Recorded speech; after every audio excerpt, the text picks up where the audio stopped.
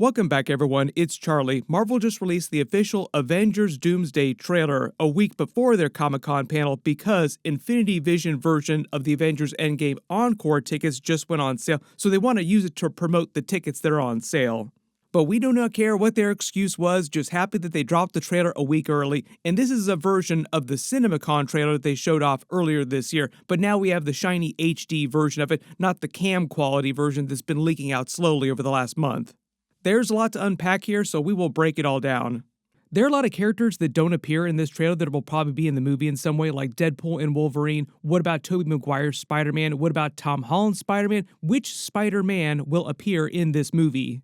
Some of those other characters might show up in later trailers, but I'm expecting them to keep a couple secrets till the movie actually comes out in theaters. But for the most part, I think we have a pretty good idea of which big cameos, like big characters, are going to appear in this movie.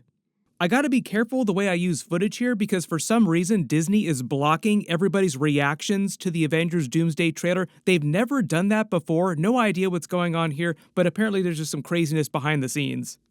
During the trailer, there are only a couple characters that actually get voiceover dialogue, the three main characters in the movie they're using to promote it. First, Robert Downey Jr.'s Dr. Doom speaks at the beginning of the trailer. Then we get a lot of voiceover from Thor's character as he narrates most of the body of the trailer, and then a little bit from Steve Rogers at the end of the trailer when he makes himself known with his beard and grabs Mjolnir, proving that he's worthy and that he is their Steve Rogers. Like, oh yeah, I'm the guy who you just fought with during the Avengers Endgame final battle. Starting at the beginning of the trailer, they start at the X-Mansion in the rubble of a big battle that's happened. It seems like they've been fighting the Sentinels, and Dr. Doom is there, and he's trying to convince Professor X, Magneto, and the other X-Men characters that something is coming, something that they might not be able to deter, and he's talking about the incursion that Professor X sees outside the window with the red skies, and it's a planet's about to collide, the different versions of Earth.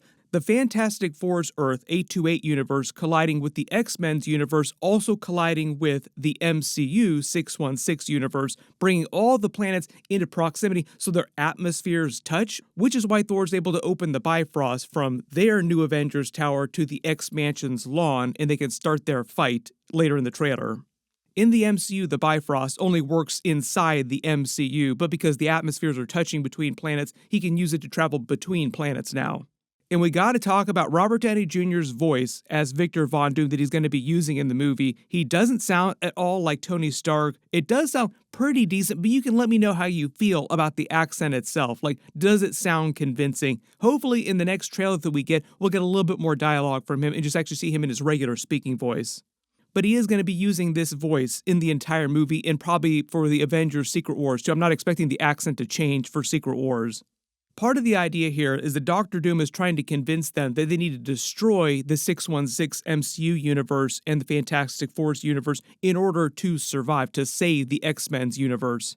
This is their version of adapting Jonathan Hickman's Time Runs Out, and that one Earth has to destroy another, theoretically, to prevent them both from being destroyed. So Dr. Doom is trying to ask them to make the hard call, like, look, we might have to destroy a couple Earths in order to save your Earth. And of course, the Fantastic Four and the new Avengers characters, all the people from the MCU 616 universe, don't want to destroy the other people's Earths and don't want their Earths to be destroyed. Which is probably why they come into conflict with Dr. Doom.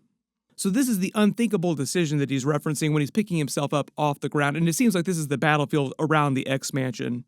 For the most part, his armor looks like all the concept art that we've seen before. I've talked about it in previous videos before. There was that leaked version of the trailer where you see him use his runes to bring back up all the different Sentinels and turn them on the X-Men and the new Avengers characters that have now teamed together. So it kind of seems this is the moment in the movie when all the other characters realize that he is the villain and they need to stop him before he winds up destroying their universes too. We shall be faced with an unthinkable decision. We get the Marvel Studios logo. It's the traditional logo. It's a little bit longer this time than they have in the previous Avengers trailers, but the different pages of comic book covers that they've worked into the back of this are actually from some Doctor Doom covers as well as Fantastic Four and the other characters that are in the movie just in general. So you can kind of see some of them. We'll probably see a much longer version of this when the actual movie premieres. For the most part, the pages in the actual comics are based on the actual main characters in the movie, and typically you've been talking about the MCU Avengers characters, so you get their pages, but now that we have Multiverse, you have the Fantastic Four pages, you have X-Men pages, you have Doctor Doom and Fantastic Four pages, because he's mostly a Fantastic Four character, but he also fought the Avengers a number of times. And of course, inside the Marvel Studios logo itself, like inside the letters, you see a little bit of Iron Man and some of the other classic heroes too. So they won't shy too much away from the Iron Man of it all too. And the Russos did say that they would address why he looks so much like Tony Stark in the movie. But I think the idea is that for the most part, he keeps his mask on during Avengers Doomsday, and we might not see him without the mask until Secret Wars, so we'll see how they handle that during the movies. We get a scene with most of the new Avengers characters, including Thor, in the new Avengers Tower in New York City. This is after the events of Spider-Man, so we'll see how they explain what happens with the Sadie St. Jean Grey character in that, because there's a lot of X-Men energy happening during that, and it seems like it affects the entire city. So a lot of questions about what that post-credit scene is going to wind up being. Probably a big Avengers Doomsday scene of some kind. Thor's basically giving them a rally speech, saying that you're all fighting each other, you need to stop for a hot minute, and he's trying to bring them together because they have this other major threat of these other universes that they now have to deal with. When he says he fought with many other heroes and they all died, he's talking about all the previous movies that he's been in, basically, that we've seen him in. Also, he fought in a lot of battles before the events of the first Thor movie that they have not shown on screen yet. One of the other references he's making to is also his version of Loki that died during Avengers Infinity War, who we also see in the trailer with the new God version of Loki that has that real cool TVA card, so we will talk about that in a second too. Because at least at that point in the movie, it doesn't seem like he has actually met Thor yet, but I do think we'll have a moment where they meet each other during the movie. They cut this with footage of Thor walking off the Fantastic Four ship like he's come from the Fantastic Four's universe with them onto the new Avengers base in the MCU 616 universe. And it seems like that's what they were watching on the monitor when they came across universes. Thor was with them, so maybe for some reason he actually went to the Fantastic Four universes first and they picked him up. So we'll see how they explain that, the whole timeline of Thor making it onto their ship and then making it onto the radar of the new Avengers. And we also see that Ant-Man is here with Sam Wilson's new Avengers and Bucky and the other new Avengers with Z, the former Thunderbolts characters. And I think the vibe is that they were bickering when Thor and the Fantastic Four show up and he's telling them to put the kibosh on that because they need to come together.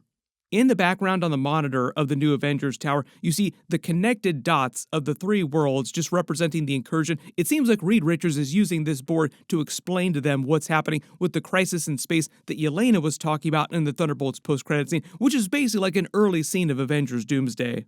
Like this scene is meant to happen right after they see the Fantastic Four ship show up on their monitor, confirming that they were on the ship. There are a lot of questions about that too, like who's going to walk off that ship?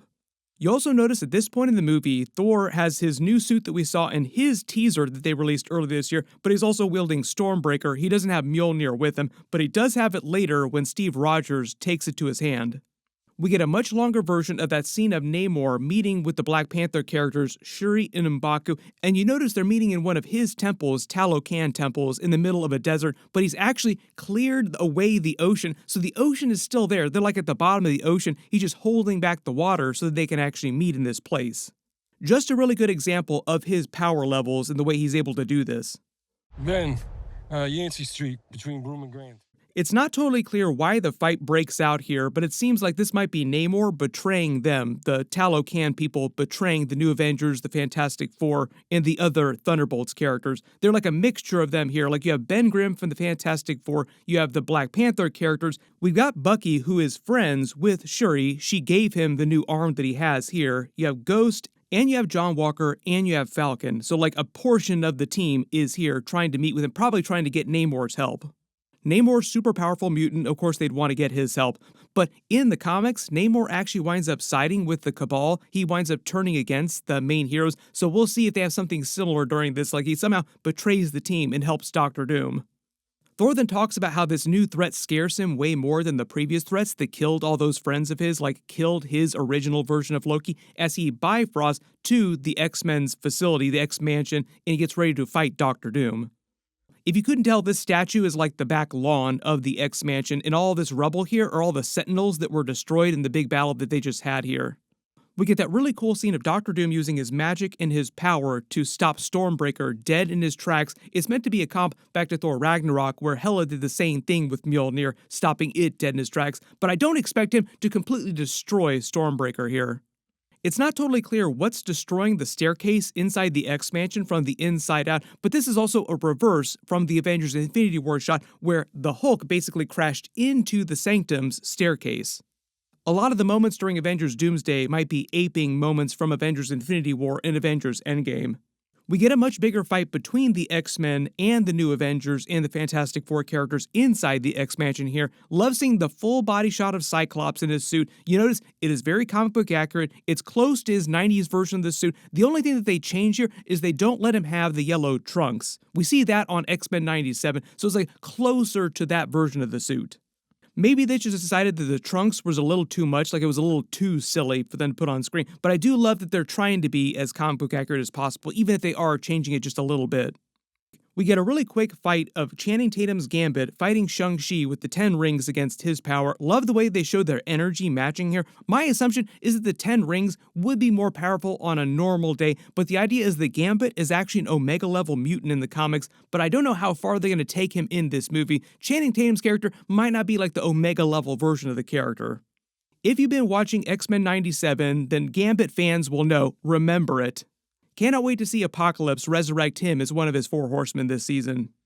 For the most part, Channing Tatum has said that the Russos have toned his version of Gambit down a little bit from what you saw of him in Deadpool and Wolverine. Like that was meant to be the very over-the-top version, like extra Cajun-sounding, extra silly version of Gambit. This Gambit will be like a little bit more serious. We get a little bit more voiceover from Thor saying everything that they sacrifice will be for nothing as we see Loki, God Loki, in his TVA uniform now. He's not sitting on his throne managing the multiverse. We'll see what they explain and why he gets off that throne. And you also notice on his TVA ID badge, on the back of it is the actual world tree that he manages too. So it's still a thing, like it still exists, but he's not on it right now. Here's the thing though, he's standing next to some curtains in a normal house, and I think, early theory, that this is meant to be Steve Rogers' house, and it has to do with the new ending that they're attaching to Avengers Endgame's Encore when they re-release it later this year. Supposedly, there's going to be some new footage and a new post-credit scene in about 7 extra minutes in total, and I think they're going to reveal at the end of the movie, when Steve Rogers goes back to live with his Peggy Carter in the 1940s, that like right after that, Loki comes knocking on his door and explains to him that he's creating an incursion, like something really bad is going to happen, and he has to take them to another world. So he takes them to another planet. In the early scuttlebutt is that the planet that he takes them to is the Fantastic Four's 828 universe. So when we saw him in his teaser with his baby being born, like his first son being born to him and Peggy Carter, they were on the Fantastic Four's Earth, not the MCU Earth. And supposedly Doctor Doom has a grudge against him and thinks that he's the one that caused the incursion that killed his own wife and child, so he's after Steve Rogers in the movie, amongst other things too, trying to stop the multiverse from completely collapsing and destroying a bunch of other worlds at the same time. So he's trying to save reality, but in his own very stabby Doctor Doom kind of way, which is also meant to be based on his original Jonathan Hickman Time Runs Out plot too. Doctor Doom was doing the same thing in that version of the comics, with a couple of exceptions to like his wife and child. Like he didn't have his own wife and child during that comic book run. But he still wound up being at odds with a lot of the main Avengers characters. We get a really quick scene of what looks like an advanced Quinjet that the new Avengers brought to bring to this meeting here with Talocan and Namor, Black Panther, Shuri, the other characters getting on it too. We get a much more complete version of them meeting in the trailer that we saw in the Black Panther Avengers Doomsday trailer from earlier this year. Now we can see that Sue Storm is with them, so we'll have some Sue Storm and Namor scenes for people that were asking about that. Bucky, Falcon, Ghost, like I said, John Walker, U.S. Agent. So some of the new Avengers, some of the Thunderbolts characters, some of the Fantastic Four characters. But we get a much cooler scene of Namor holding the ocean back, a big wide shot of that. And the throne that he's sitting on with the big shark teeth is the same one that he was sitting on in Talocan during Black Panther Wakanda Forever. So this is the actual capital of Talocan, and he's just holding the ocean back so that it seems like it's on the ocean ceiling. We get a really quick scene of Mr. Fantastic helping Yelena. Herbie is behind him too in the X-Men's mansion. So for people that were wondering what Herbie was going to be doing during this movie, Herbie seems like he's going to be fairly prominent, also shining a light on what's happening here. Sam Wilson's Captain America is behind them with his shield as she begins to fight Mystique, who changes into another Yelena. So we get Yelena on Yelena action, red hot Yelena action. Interestingly, Kevin Feige also revealed that we're going to be seeing her in a Marvel movie before Avengers Doomsday. I think he was talking about Spider-Man Brand New Day, so we'll see Yelena show up for some reason in that movie. We'll see what she's doing in that movie. We also get a much better look at Mystique's suit that they're putting her in. This is so that it's easier to do her makeup. They're not going to make her be naked for like the entire movie this time. For those of you asking, Mystique can also only mimic physically based powers, which is why like she can't mimic Cyclops' optic blast and do the optic blast herself. It works the same way with Morph on X-Men 97. They can only mimic physically based powers. The only difference between Mystique and Morph, though, is that Mystique isn't as good at mimicking actual powers. Morph can do it much, much better. So, like, when he becomes the Hulk, he can kind of achieve some of the strength of the Hulk in a much better way than Mystique could. For the most part, Mystique is stronger than a normal person, but most of her powers that she mimics are just cosmetic-based. Like Wolverine's claws, for instance, broke immediately in that first Bryan Singer X-Men movie. That kind of gives you an idea of the level of her powers. Morph is powerful enough to briefly mimic actual adamantium, but like it's not a permanent kind of thing, like he can't hold that transformation for a very long time. We get a really quick scene of Ant-Man with Cassie Lang, so Cassie Lang made it into the trailer.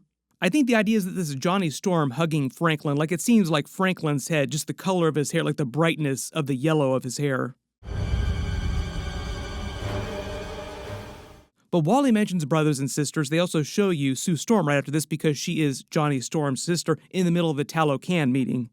We get another really quick fight scene of Gambit trying to shut things down, charging up his staff, creating this giant blast in the X-Mansion. You also notice Mr. Fantastic is in the back here too. He's supposed to be fighting Nightcrawler, but they might not have finished all the special effects for it, which is why they don't show a lot of that in the actual trailer here. So you have to imagine Mr. Fantastic, Reed Richards, using his stretchy powers against Nightcrawler, who's teleporting all over the place inside this small area inside the X-Mansion here. We get another version of that same scene of Cyclops giving off his optic blast when all the Sentinels start massing around them. This is probably after Dr. Doom has brought them back up with his runes and turned them on all the different characters. My assumption here is that Sue Storm using her powers is during that Talocan scene when the fight breaks out. We get a really quick scene of what seems like her fighting Namor. You see him flying around while he's holding the ocean bag. Not totally clear if this is a permanent thing, like he's revealing himself as a villain to them, or if this is just the petty squabble that they have at the very beginning of the movie before they chill out and then talk it out. We get that really quick scene of Dr. Doom stopping Stormbreaker dead in Thor's tracks with his energy. You also notice on his gauntlet, he has one of his symbols on it too. That symbol is on the flag for Latveria, and you also see the magical version of that in the light show that they released last year too. Like it's meant to be the symbol of Latveria, but it's also a magical rune. Dr. Doom probably has magical runes etched all over his armor because he is a man of magic and a man of technology. We get a little bit of a close-up look of him underneath the mask. His face is supposed to be scarred under the mask like comic book Dr. Doom. We get that really quick scene of him ending his speech saying we're gonna need a miracle, and on the Fantastic Four ship, Steve Rogers shows up with a beard who didn't have during the Avengers Doomsday teaser trailer they released earlier this year. So there's a little bit of a time jump between when we see him there, which is probably like the new post-credit scene for Avengers Endgame that they release in theaters, and then when he shows up in the movie, like he's been on his mission for a little while and calls Mjolnir to his hand. You also notice that Mjolnir is still broken into pieces the way it was when Jane Foster was wielding it during Thor Love and Thunder. So I think they're just trying to provide some continuity, like it's still the reconstituted version of Mjolnir. I think the reason why he's on the Fantastic Four ship is they're going to confirm that he was on the Fantastic Four's Earth where Loki took him with Peggy Carter and where their son was born, and that's how he winds up here. Like he just happened to be on that same Earth, and Thor makes it there, and that's why he meets him. We get a new version of the Avengers theme music for Avengers Doomsday, the Avengers Doomsday theme, so to speak, with the same background and logo that you've seen in all the countdown teasers that Marvel has been doing this year. With that very same stained glass window that you saw in the setup that they did for the recent China Comic-Con panel, which is meant to be Dr. Doom's throne room. So maybe we'll see his throne either at the end of this movie or somewhere in the movie, or maybe not till Secret Wars. Like a lot of people are wondering if it's just going to be his throne on Battleworld when he becomes God Emperor Doom. For the most part, the Infinity Vision stuff that they've been hyping up is because they lost IMAX theaters to Dune 3 later this year. So, like, they needed some other way to sell Avengers Doomsday. Like, it was crazy that they didn't get IMAX theaters because it's releasing at the same time as Dune 3. But the way the contracts work, Dune 3 had locked up all the IMAX theaters, and they couldn't give any to Avengers Doomsday. So, like, Disney created this Infinity Vision as a way to hype up their release a little bit more. And they end with another current version of the Doomsday countdown clock, which is still running on the actual Marvel channel. While this was happening, they also released an official poster featuring Doctor Doom in front of a tapestry, and you notice there's a world with a mother and a little boy on it, so I'm guessing that this is him as a little boy, and this is his mother, who is probably taken by Mephisto. I know there's going to be all kinds of questions about that. I don't expect them to address that a lot during the movie. Maybe at some point his mother was taken to hell by Mephisto. Guilty as charged. There are a couple of different what seem like angels at the top of the tapestry here, and at the bottom there's somebody holding a staff. It's not clear who this person is holding the staff, though. There's also the rubble of a giant battlefield tier 2, and the world itself is broken, so this might be a version of Battle World, but you can let me know what you think the meaning of this poster is, just in general. Why is the world cracked? Why is he as a little boy with his mother here? And who is the person with the staff at the bottom here? Everybody post all your reactions in the comments below, and let me know if you spotted any Easter eggs or references in the new footage that I didn't talk about in the video. But this is just the beginning. We'll probably get more footage at Comic-Con this weekend. Now you kind of wonder what they are going to show off at their Comic-Con panel.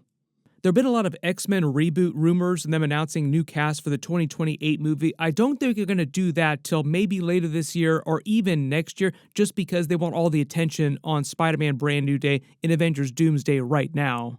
For the most part, Sadie Sink is like the first confirmed big X-Men character I think that's meant to be on that team, and we'll find out about the rest later this year. Either they'll leak out or Marvel will start announcing stuff. I will be doing all the Comic-Con videos this week for all the big trailers that do wind up getting released, more Avengers Doomsday footage, maybe some new Spider-Man Brand New Day stuff, some more DC stuff. Lanterns is supposed to be there, but I don't think there are going to be other big DC movies there. So whatever winds up happening, I will do all the videos. Everybody click here for all those Comic-Con trailer videos. I'll update the link as soon as I post those, and click here for all my other Spider-Man Brand New Day and Avengers Doomsday videos. Thank you so much for watching, and I'll see you guys in the next one.